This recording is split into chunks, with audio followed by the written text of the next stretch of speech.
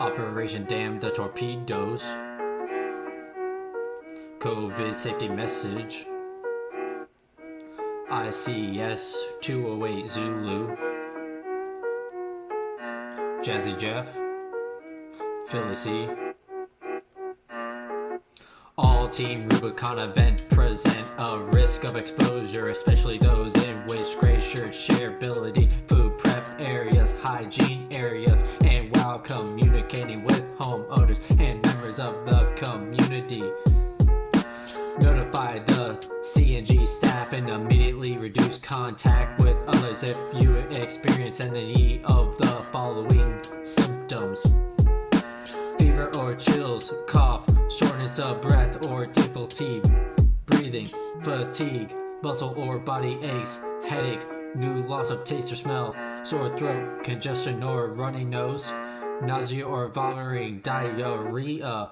Do not engage in Team Rubicon in-person events if you're experiencing any of these symptoms, or if you have been exposed to someone with a confirmed case of COVID-19.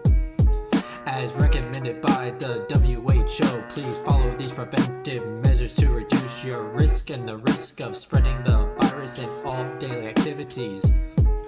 Avoid close contact with anybody presenting with COVID-19 signs and symptoms. Volunteers must wear a face covering and avoid touching your eyes, nose, and mouth.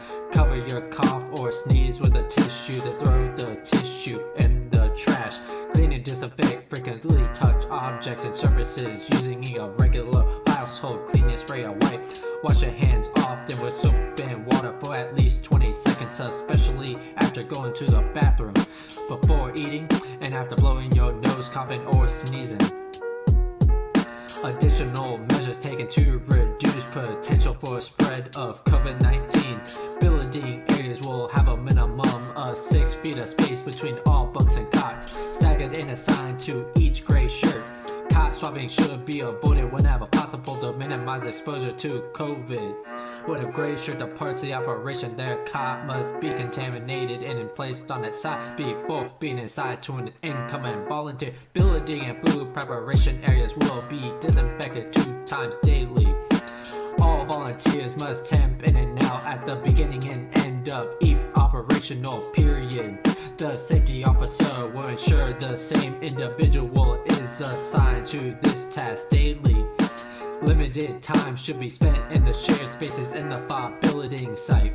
Social interaction between working groups should be avoided as much as possible. Volunteers should avoid entering billet locations they aren't assigned to and use virtual telephonic communication whenever possible. Gray shirts will be assigned to a specific vehicle on the ICS form 204 to minimize additional exposure.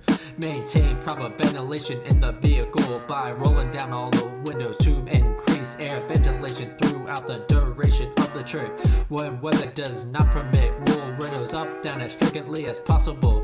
Maximize in and out airflow and avoid using recirculated air option for car ventilation. If logistically and practically feasible, passengers will wear an N95 respirator throughout the duration of travel. As a next best alternative, passengers will wear a surgical mask. If neither of these are available, a cloth face covering may be worn. Passengers must wash their hands with soap and water for 30 seconds before entering the vehicle. Use hand sanitizer prior to departure. Use at least 60% alcohol. Hand sanitizer, soap and water are not available. Strike team leads will conduct a health screening, asking each traveler if they experience any of the aforementioned signs or symptoms in the last 2 weeks. If they answer yes to any of the questions, they will not be permitted in the shared vehicle. Continue to monitor every 2 hours while in the field. Ensure the car has been disinfected at the end of each operational period. Paying close attention to high-touch surfaces like door handles, steering wheels, ignition, operating seat buckles, etc. Wear disposable gloves when cleaning and only use them once.